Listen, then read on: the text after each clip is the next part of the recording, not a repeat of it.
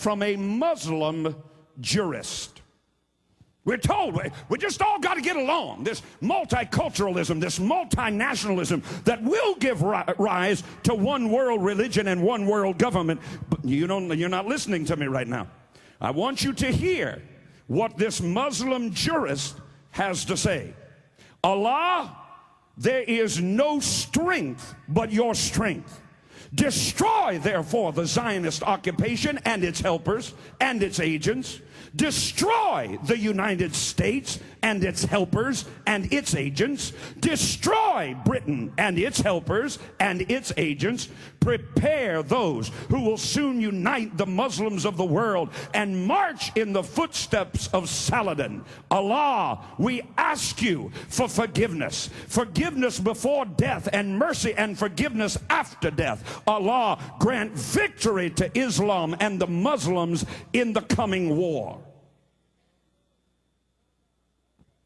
If I would pray that prayer in public from this pulpit, they would have me arrested for inciting a riot and violence.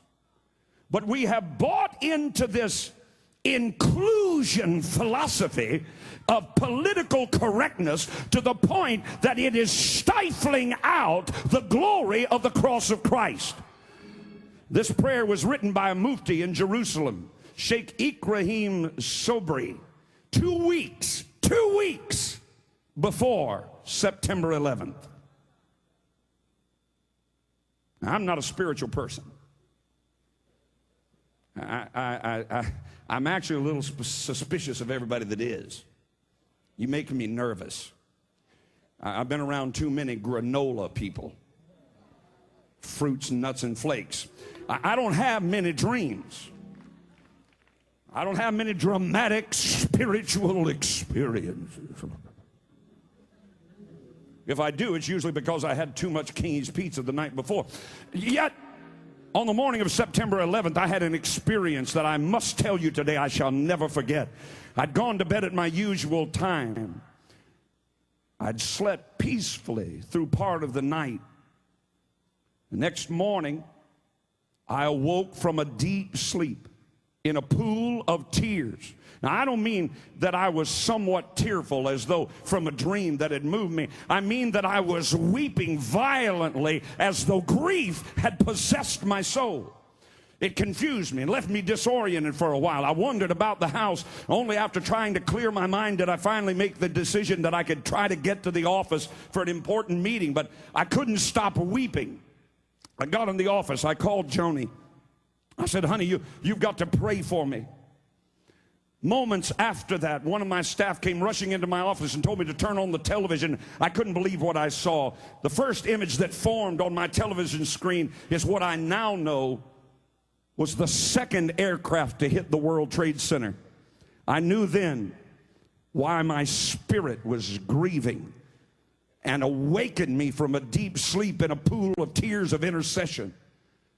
When that horrible day of infamy occurred, people began saying, we live in a new world now. It'll never be the same again. They were trying to get their minds around the fact that such horrors must be a signal of a new era, that people would surely never feel safe again. And as right as they may have been about people never feeling safe again in our generation, they were wrong that this was anything new. The truth is, it was very old. It's a battle that has been raging for centuries. It simply crashed into our lives on 9/11. A war waged in nations around the world exploded in the serenity of our Western landscape. It was a war between Islam and Christian civilization. We shouldn't really have been surprised at all. The violence that had been escalating for years. For example, let me articulate a few of them for you. In 1979, the U.S. Embassy in Iran was stormed and American embassy staff held hostage for 4 144 days by Muslim extremists.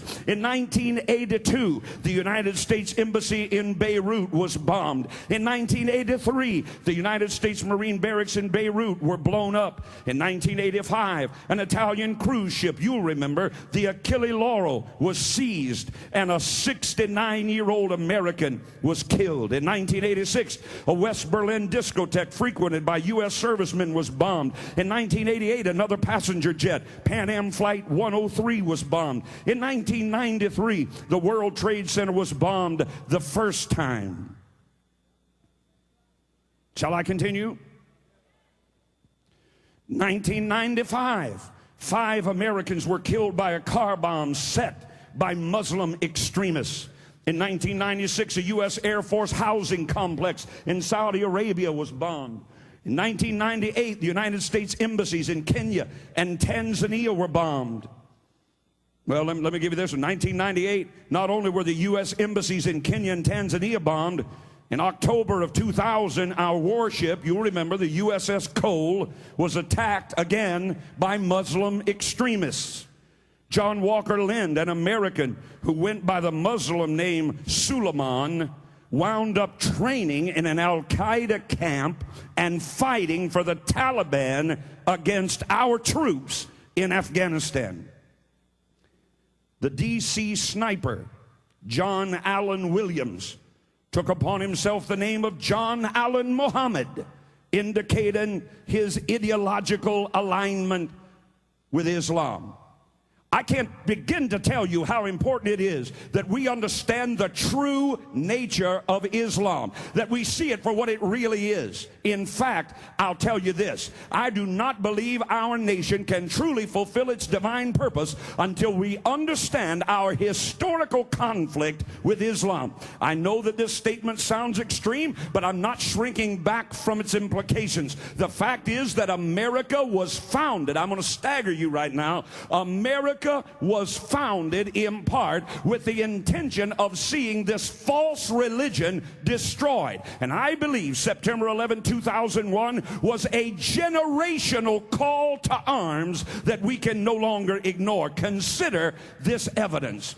Among other dreams, it was the defeat of Islam that spurred Christopher Columbus on as he sailed to the New World in 1492. He was a young boy when the devastating news of the fall of Constantinople to Muslim armies reached his land. It marked him for life. He grew into manhood surrounded by the tales of the Crusades into Muslim lands. When he determined to fulfill Marco Polo's dream and return to the east by sailing west, he did so in part to harvest the wealth of the New World to liberate the Old World from Islam. As he wrote to Isabella and Ferdinand from the Americas on his first voyage, I hope to God that when I come here from Castile that I will find gold in such quantities that within 3 years the sovereign will prepare for and undertake the reconquest of the Holy Land. I have already petitioned your highness to see to it that all the profits of my enterprise should be spent on the conquest of Jerusalem. And your highness smiled and said that the idea pleased him and that even without the expedition they had an inclination to do it. Columbus dreamed of defeating the armies of Islam with the armies of Europe made mighty through the wealth of the New World. It was this dream that in part began the United States of America. What Columbus dreamed became the hope of later generations. The greatest theologian of the American colonial era and possibly of American history was Jonathan Edwards. In the History of Redemption, written in 1773, Edwards predicted, listen to this, in 1773, Jonathan Edwards predicted that a great revival would begin at the dawn of the 21st century, that it would begin in America, and that it would spell the end of Islam.